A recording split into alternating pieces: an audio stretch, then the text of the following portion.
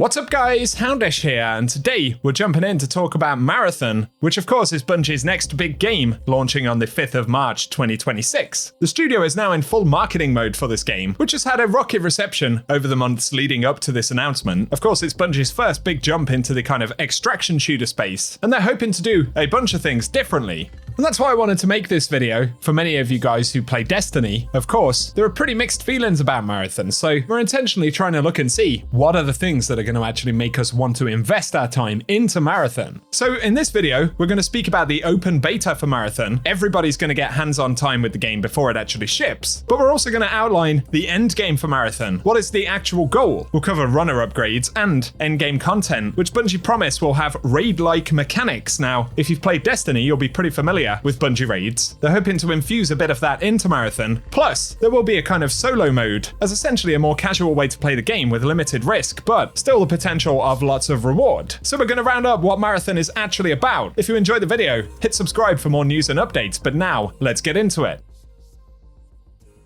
First up, there will be an open beta for Marathon, and this will be an opportunity for everybody to actually get hands-on time with the game. Obviously, it'll be a big test for Bungie, and while the game launches on March 5th, the open beta is anticipated in mid to late February, so pretty much in the 2 or 3 weeks immediately before the launch of the game, and I absolutely encourage everyone to jump in and try it out. I know some folks have already pre-ordered the game, but if you're on the fence, I totally endorse just waiting, seeing if you actually like it when you get to play the beta. Nothing wrong with that at all, and of course it will be a big moment to see whether the game has improved significantly with a more public test and more players online than ever before.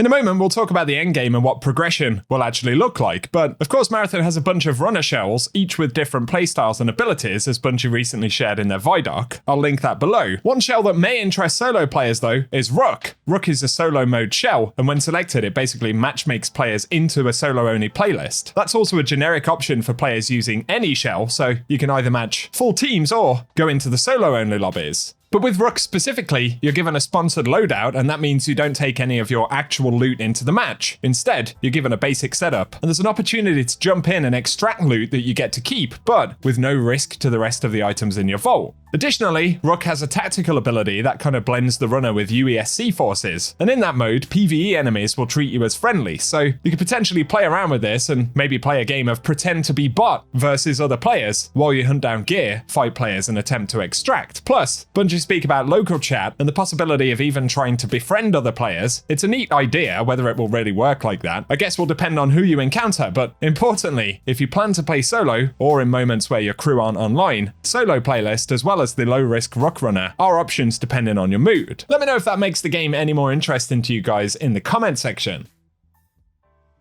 Now though, in terms of endgame and investment, what Bungie have said, each runner is built around a different gameplay archetype such as intel gathering, combat disruption, healing and support, with distinct silhouettes that allow you to evaluate player threats and strategize your next steps on the fly. But each runner's playstyle can be customized using cores, implants, weapons and mods, all of which we'll find in the game, be able to extract in matches, but then ultimately opt to bring back in on additional runs. Plus there'll be earnable cosmetics that we can actually unlock through the Codex, and Codex is ultimately the place to view all of our progression in the game, as well as lore, and Bungie have said they've implemented storytelling into Marathon's world through discoverables and encounters that we'll actually engage with on Tau Ceti.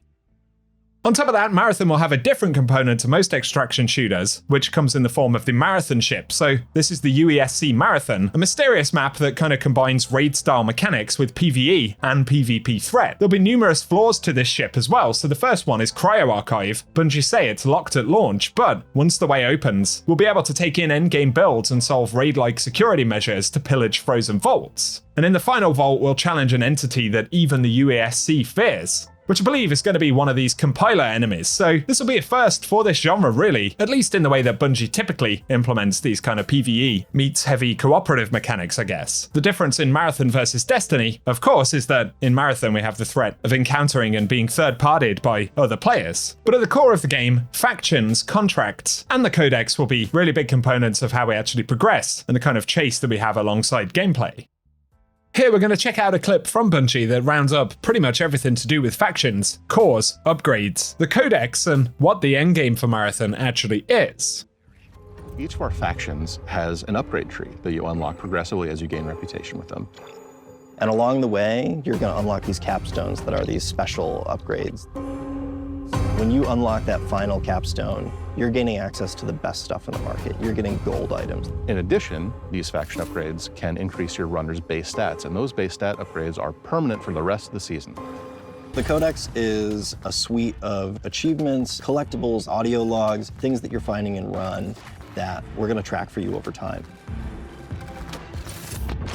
The more you find these items, the more story you're unlocking about them and what their role is in the world, why they're here, who cared about them, why they're as valuable as they are.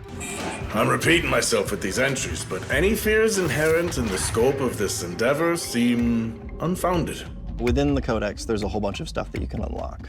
Runner skins, weapon charms, stickers, emblems, backgrounds for your profile, and titles. The Marathon ship is the hardest place to survive in this game. And if you're not ready to take your best stuff, well, you're not going to survive.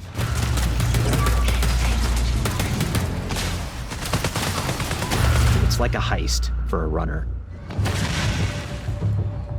It's going to test every aspect of the survival game. Probably going to be forced to run to players in ways you haven't been on other maps. You're going to run into basically every type of environmental threat you have faced before. You're going to fight a who's who of the highest tier UESC units, and the UESC are there in this presence you haven't seen before.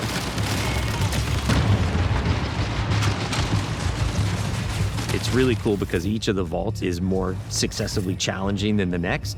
And that 7th vault is where you both are going to get the coolest thing, but also where you're going to learn the most about what happened to this place. At some point in your journey in Cryo Archive, you might start wondering if the UAC are there to keep you out or if they're actually there to keep something else in.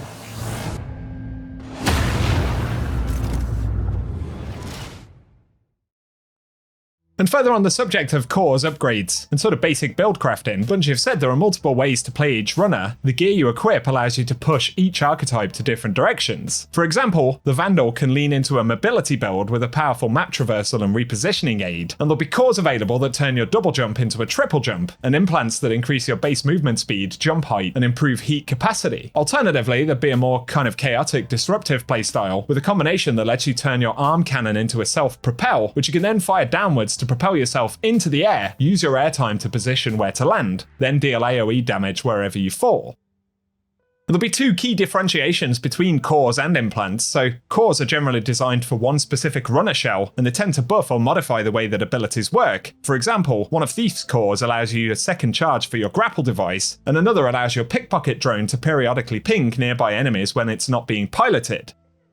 On the other side, implants can be used by any runner shell, and they grant additional stats as well as random perks, with the highest tier implants also having a bonus fixed perk, such as the Implant Ring V5, where your pings remain attached to enemies for a short period of time after breaking line of sight. And so, on top of the runners having their own kind of distinct playstyles, visuals, and basic adjustment options, we'll also collect these cores and implants that affect both individual runner behavior as well as kind of core generic character mechanics. And so, obviously, Marathon needs to do two things very well. Firstly, the core gameplay has to be fun and exciting, right? There are numerous things that go into that: the sandbox tuning, the movement and abilities, and how combat against PvE and other players actually feels. It needs to generate that hook that makes us want to play more and more games. But the secondary component, I suppose, is having a kind of progression system, an end game of sorts. And it appears that that's going to be mixed between actually building out characters, picking up cores, implants, weapons, mods, and all of that kind of stuff, with broader progression in the game in the Codex, leveling up factions, which also will grant access to some of the abilities and unlocks in the game. And then, of course, the more mystery components like the Marathon ship, where there's this unique concept coming after the game actually launches.